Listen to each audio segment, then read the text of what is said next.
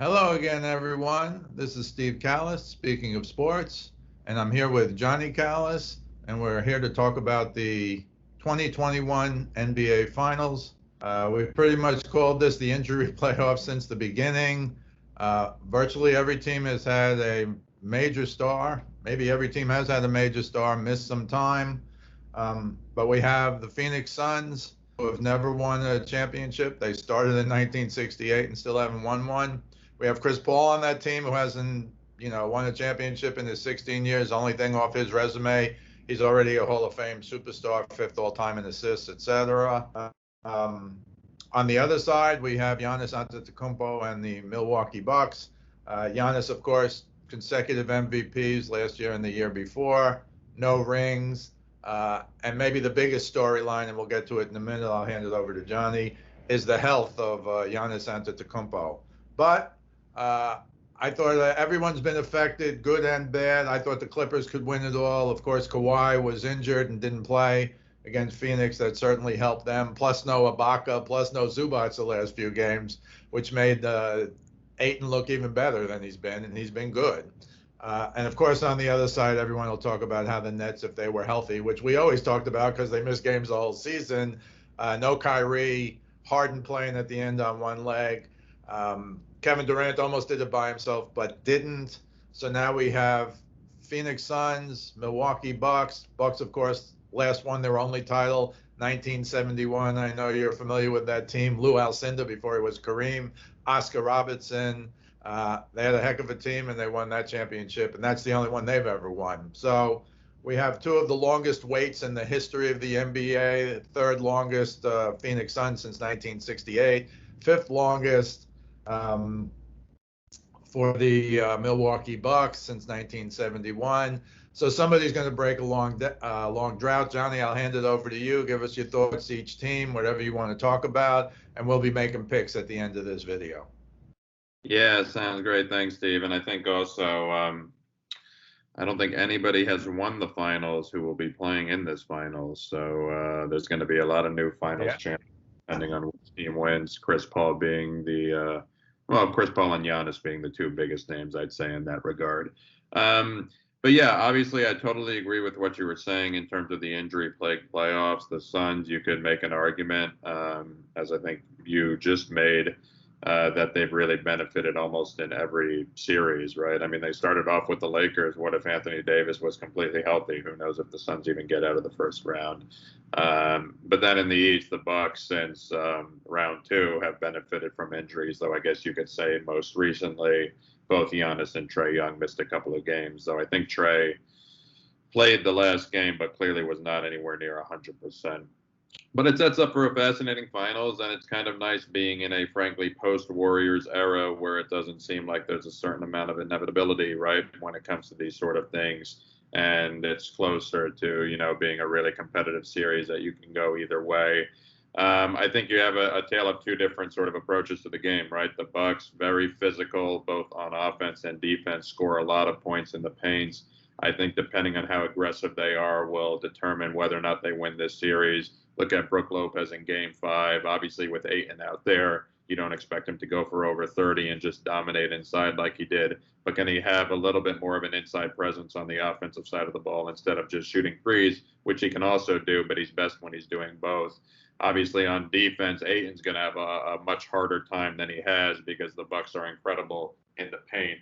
With Giannis, they add another layer. Even if Giannis has to sit a couple of games, just having Brook Lopez in there and Bobby Portis, who is nowhere near Giannis, but is an incredibly physical defender and also had a couple of decent offensive games. On the Sun side, what you do have, I'd say you have two shot makers where the Bucks really only have one really proven shot maker, right? You have Chris Paul and Devin Booker. Devin Booker is as good a scorer, I think, pure scorer as there is in the NBA today, except for maybe obviously a Kevin Durant. I think he can score from anywhere on the court, and he's incredible to watch. And obviously Chris Paul, and look at this: the mid-range supposedly goes away each year, but then you have the ultimate superstars, whether it be Kevin Durant, Kawhi Leonard, now Chris Paul and Devin Booker in the finals. who have an excellent mid-range game, and Chris Paul went for over 40. I think it was his playoff career high, and it couldn't have come at a better time for him to get his team into the finals. So I'll let you do some analysis. I don't know if I should be making a pick right now, but I do have a pick to make, and I'll turn it back over to you for some analysis on the two teams. Well, I think you make some good points. I'll say I think the two biggest off-season pickups are in the finals. Chris Paul would be number one in my book. Many people have made a lot of the fact that the Phoenix Suns didn't make the playoffs last year, and you know how I feel about that. They went 8-0 in the bubble, only team. They were tied for ninth, and they had that dopey 8-9 playing game, which led to this year's dopey 7-10 playoff tournament. You knew something stupid was coming, and it came. But last year, I thought if you're going to have an 8-9 playing game and two teams tied for ninth, and Phoenix did tie for ninth, there should have been a 9-9, for lack of a better term, playoff game. So, yes, they didn't make the playoffs, but they were the hottest team in the bubble. They did go undefeated. I think that set them up well, and that was all without Chris Paul. Devin Booker has been a star, kind of lost in Phoenix, but not anymore.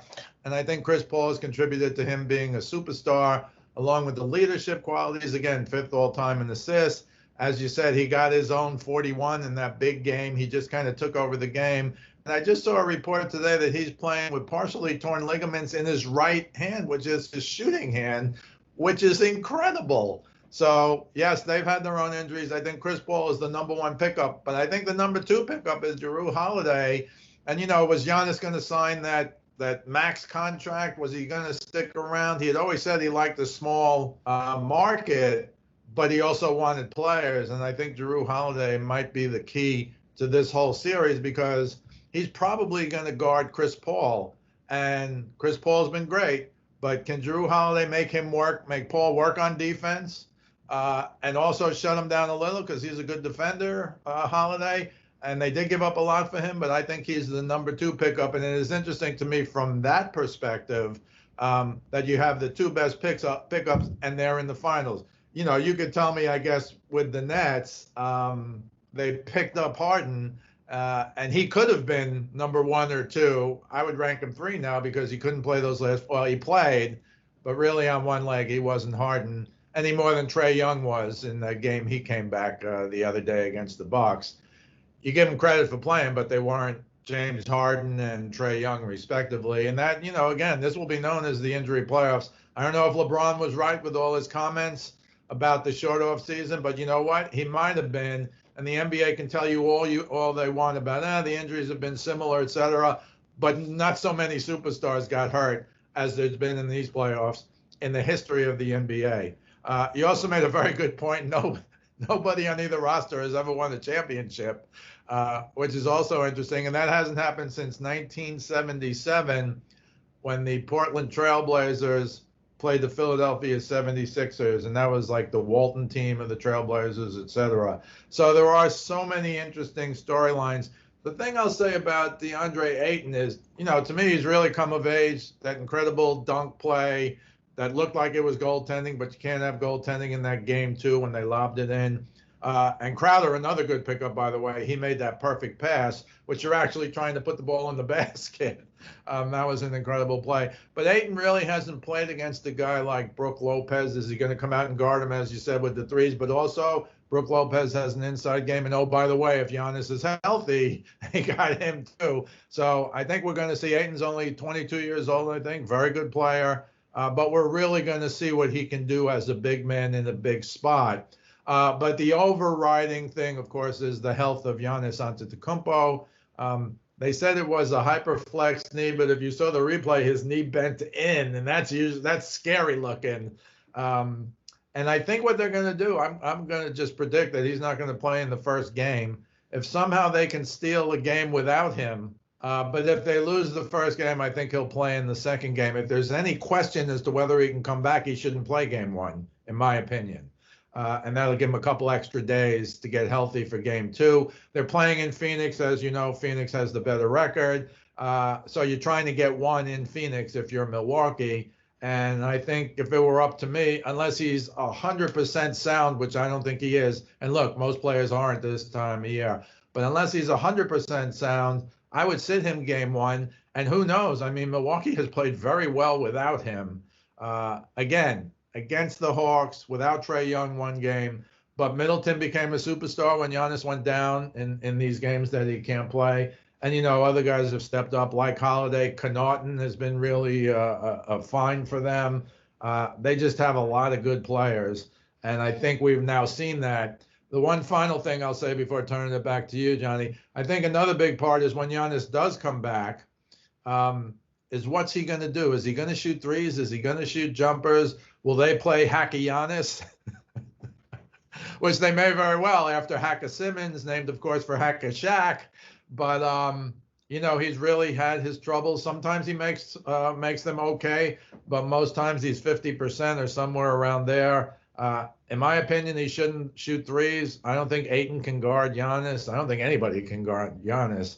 But he has to get in his head, to me, to not take too many threes, if any, not take too many outside jumpers. Maybe a few 15-footers. He's decent from in there. But his game, slash into the basket, down low, stuff like that. He's unstoppable when he gets up ahead of steam. So I think the most important thing in the entire series is the health of Giannis. If he can't play 3-4 games, then they're in trouble. But again, I'd give him game one off, get him a few extra days unless he's 100% healthy. And I think right now, before, 2 days before the first game, I think that's the key to the entire series. So give me your thoughts, and then also give me a pick in the NBA Finals 2021.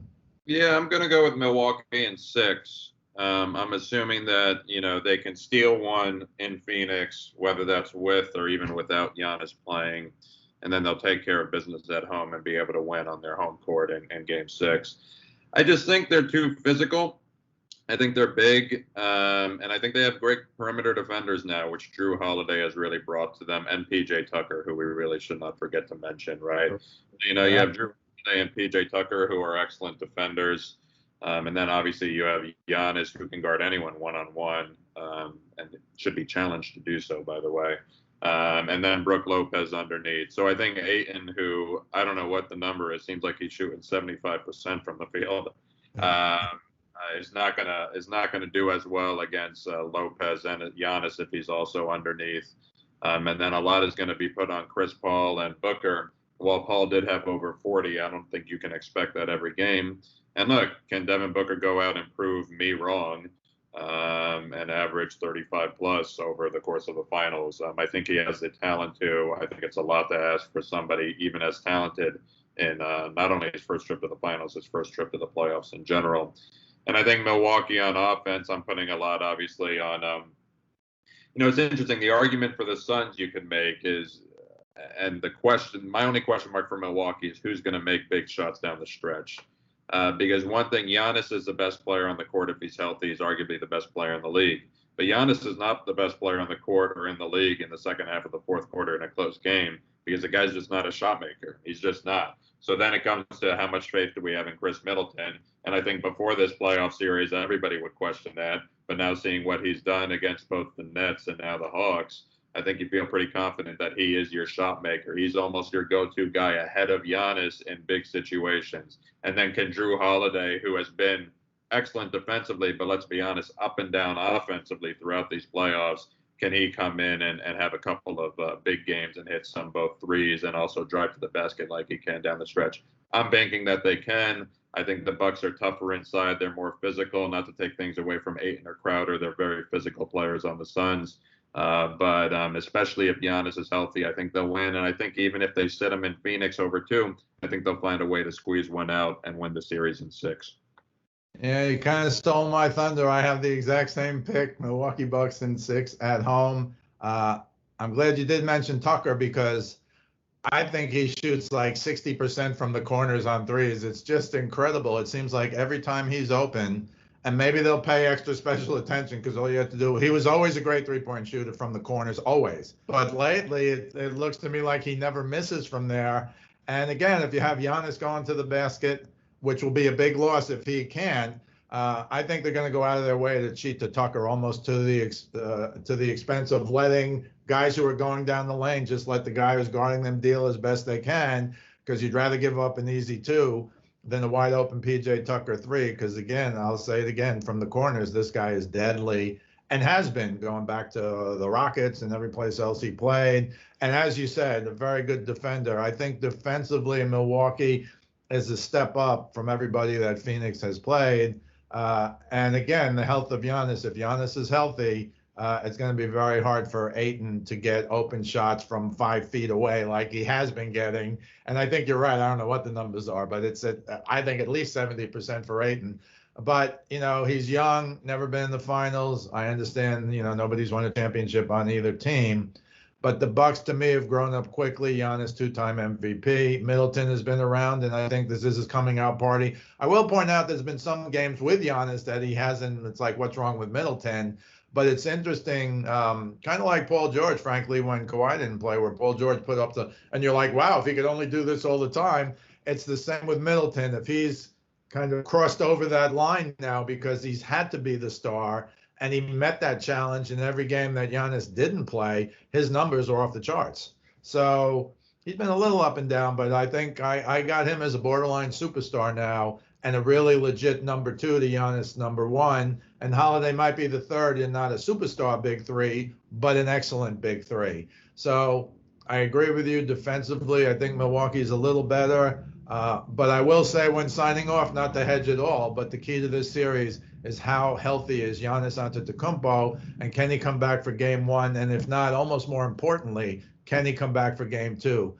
Because if he misses those 2 games and they go back down 2-0, and I think they will if he doesn't play at all, maybe they can get one because they played well without him. I think it's going to be very hard to beat Phoenix 4 out of 5. Well, if either team goes down 2-0, that's always very tough thing. Although my Clippers did it twice this season for the first time in the history of the NBA. So I got Bucks in 6. You got Bucks in 6. Any final thoughts, Johnny, before we sign off? Only thing I'll add is Middleton has to have it in his mind, even when playing with Giannis, he's the shot maker down the stretch. Giannis is either going to not score or get fouled. That's what happens to Giannis late in the fourth quarter. There's nothing else that Giannis should be able to do late in the fourth quarter. Middleton has to have it down his mind that he's the scorer. He's going to win the game. Reminds me, Shaq has often said, Shaq never made huge shots. It's because he's a big guy and he would always get fouled down the stretch. So, he had Kobe, Dwayne Wade, Penny Hardaway, whoever. Those guys were the scorers. I'm not saying Middleton is Kobe, but he has to have that mentality, and that's how they're going to win this series, close games in the finals. Excellent point to wrap up on. This is Steve Kallas speaking of sports, along with Johnny Kallas, and we'll see you the next time.